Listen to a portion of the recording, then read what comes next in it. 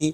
Doctor Ram Manohar Lohia ने भी कहा था कि सोशलिस्टों ने बांधी गांठ, पिछड़े पांवें 100 में 60।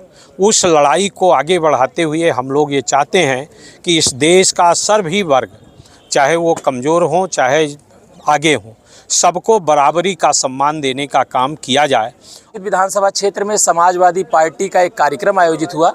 समाजवादी पार्टी के राष्ट्रीय अध्यक्ष ने बीते दिनों एक कार्यकारिणी की घोषणा किया, जिसमें अंबेडकर नगर 5 सीटें हैं, 5 समाजवादी पार्टी के खाते में हैं और यहां से 4 बड़े नेताओं को, ये बड़े चेहरे हैं, चाहे समाजवादी पार्टी में रहे हों चाहे बीएसपी में रहे हों, एक बड़ा चेहरा उत्तर प्रदेश के किसी जिले से यह नाम छिपा नहीं है। आपको बताते चले कि समाजवादी पार्टी के राष्ट्रीय अध्यक्ष जी ने जब घोषणा किया तो 2 राष्ट्रीय महासचिव और 2 राष्ट्रीय सचिव बनाए। अब ये समाजवादी पार्टी के लिए कितना कुछ कर पाएंगे और कितना बड़ा तोहफा दे पाएंगे। हालांकि 5 सीटें ये पहले ही दे चुके थे, उसी का इनाम मिला है और समाजवादी पार्टी के नेताओं का स्वागत हुआ। स्वागत के बाद यहाँ बड़ी संख्या में लोग मौजूद रहे, फूल मालाओं से स्वागत हुआ। ऐसे में अब देखने वाली बात यह होती है कि जब नगर निकाय चुनाव होगा और लोकसभा चुनाव जो 2024 में होना है, उसको लेकर के समाजवादी पार्टी की क्या तैयारी है। मंत्री जी, आपका बहुत बहुत स्वागत है हमारे इस चैनल में। आपने बहुत कुछ कहा, अपने मंच के माध्यम से भी आपने एक बड़ी बात कह दिया कि जब वोट बढ़वाने की बात होती है तो समाजवादी पार्टी पीछे रह जाती है, ऐसा कुछ है? नहीं, ऐसा नहीं। जानबूझ के कभी कभी जो मतदाता सूची में नाम भी काटे गए हैं पिछली बार, तो इसलिए हमने अपने कार्यकर्ताओं का आह्वान किया कि वो सजग रहें और इस बात को देखें कि कोई भी नाम हमारा मतदाता सूची से विमुक्त ना होने पावे। इसलिए हमने उनको आगाह किया कि जिससे सभी नौजवान जिनकी आयु 18 वर्ष पूरी हुई है वो वोट का अधिकार पा सकें, इसलिए हमने उनको आगाह किया। समाजवादी पार्टी ने 2 दिन पहले एक पत्र जारी किया है और उन्होंने कहा कि धार्मिक मुद्दे पर ना भटकें, बेरोजगारी महंगाई ये भी मुद्दा है। तो आपके नेता इसमें काहे पड़ जा रहे हैं कि ये जो धार्मिक मुद्दा है और ये सब चीज़ें हैं इसमें उलझ जा रहे हैं, फिर आप लोग दोष मीडिया को देते हैं? नहीं, हम लोग उसमें नहीं उलझ रहे हैं। हमारा जो सामाजिक कार्य है, जो समाजवादी पार्टी का उद्देश्य है, उसको लेकर, बेरोजगारी को लेकर, महंगाई को लेकर, किसानों की समस्याओं को लेकर और इन बातों को लेकर हम लड़ाई लड़ने का काम कर रहे हैं। दूसरे जो बाबा साहब ने, डॉक्टर राम मनोहर लोहिया ने लंबे समय तक संघर्ष किया। बाबा साहब ने संख्या के आधार पर हिस्सेदारी की बात की थी। डॉक्टर राम मनोहर लोहिया ने भी कहा था कि सोशलिस्टों ने बांधी गांठ, पिछड़े पांवें 100 में 60। उस लड़ाई को आगे बढ़ाते हुए हम लोग ये चाहते हैं कि इस देश का सभी वर्ग, चाहे वो कमज़ोर हों चाहे आगे हों, सबको बराबरी का सम्मान देने का काम किया जाए। और इसलिए हम चाहते हैं कि इस देश में जातिगत जनगणना कराकर और ये जाना जाए कि किसकी कितनी संख्या है, उसके अनुसार योजनाएं बनाने का काम हो सके। रामपुर समाजवादी पार्टी का गढ़ था, पहले आजम खां को सजा हुई, विधायकी चली गई, चुनाव हार गए। इसके बाद अब दूसरी सीट यहाँ उनके बेटे स्वार सीट से जो अब्दुल्ला आजम हैं, उनकी विधायकी चली गई कल। ऐसे में सीट रिक्त घोषित कर दी गई है। समाजवादी पार्टी अब उनके इस गढ़ को बचा पाएगी? अगर निष्पक्ष चुनाव होने पाया तो 100% बहुत बड़े अंतर से समाजवादी पार्टी जीतेगी। पिछला जो रामपुर का चुनाव हुआ, आप सब लोग जानकार हैं, जानते हैं। किन्हीं कारणों से न बोलें वो अलग बात है, अन्यथा वहाँ वोट नहीं पड़ा, वहाँ वोट डालने से रोकने का काम किया गया। और उन बूथों पर जहाँ भारतीय जनता पार्टी के लोग कुछ संख्या में ज़्यादा थे, वहाँ फर्जी बोगस वोटिंग डालने का काम किया गया, जिसके आधार पर भारतीय जनता पार्टी उस सीट पर जीत सकी है। आगे आने वाले समय में जनरल इलेक्शन होगा तो उनकी जमानत भी नहीं बचेगी, ये मैं आपके सामने कहना चाहता हूँ।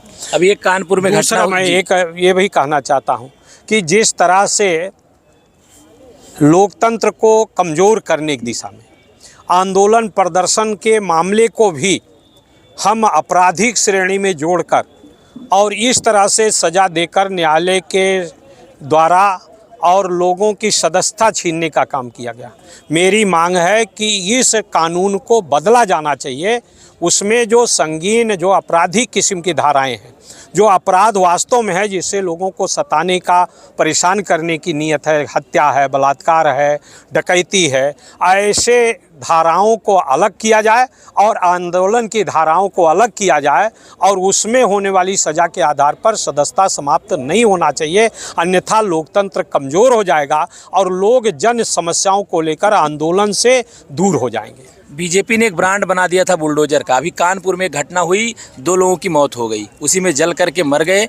और इसके बाद समाजवादी पार्टी का डेलीगेशन जा रहा था, मनोज पांडे जी के नेतृत्व में, आपके विधायक हैं, उन्हें रोक लिया गया। तो ऐसा नहीं लगता कि विधायकों के भी जो लोकतांत्रिक अधिकार है उसको भी छीन रही बीजेपी? नहीं, बिल्कुल छीन रही। हमारे इरफान सोलंकी जी विधायक हैं, 4 बार के लगातार, उनके पिताजी भी 2 बार लगातार रहे।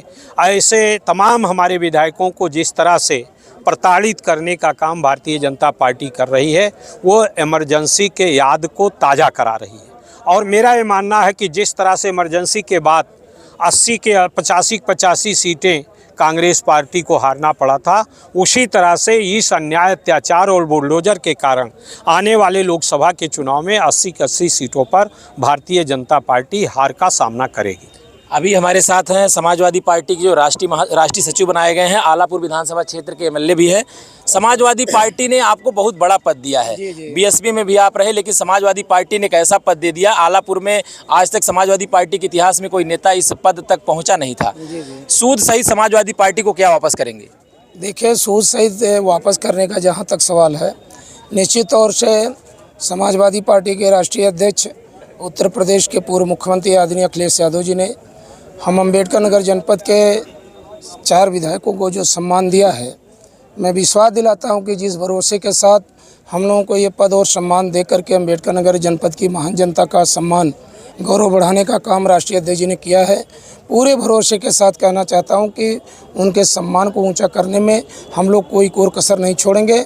और ये भरोसा दिलाते हैं कि पूरे उत्तर प्रदेश में अपने कार्यकर्ताओं के बल पर एक अच्छा परिणाम और रिजल्ट लाने का काम करेंगे।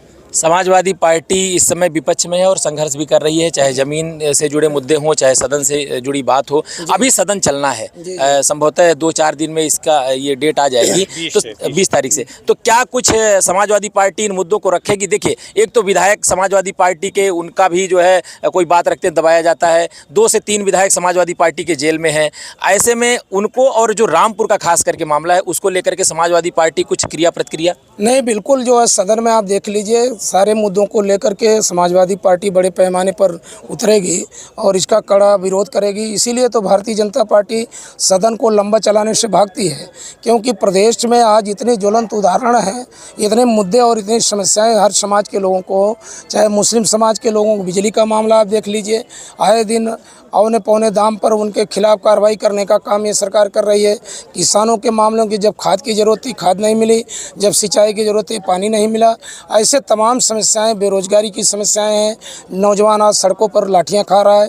इन तमाम मुद्दों को लेकर के हम लोग सदन में सरकार को घेरने का पूरा काम करेंगे। निकाय चुनाव और लोकसभा चुनाव भी जो नज़दीक का चुनाव है, इसको लेकर के समाजवादी पार्टी की क्या प्लानिंग है? 80 सीटें, सबसे ज़्यादा लोकसभा सांसदों वाला ये राज्य आपका है, क्या प्लानिंग है यहाँ? देखिए, प्लानिंग हमारे राष्ट्रीय नेतृत्व ने पहले ही बता दिया है कि सभी जिलों का हम दौरा करेंगे और समाजवादी पार्टी के कार्यकर्ताओं में बड़े पैमाने पर जागृति और चेतना पैदा करके समाजवादी पार्टी की ताकत को इतना मजबूत करने का काम करेंगे कि किसी भी कीमत पर भारतीय जनता पार्टी को 2024 में सत्ता से बेदखल करने का काम करेंगे। धन्यवाद।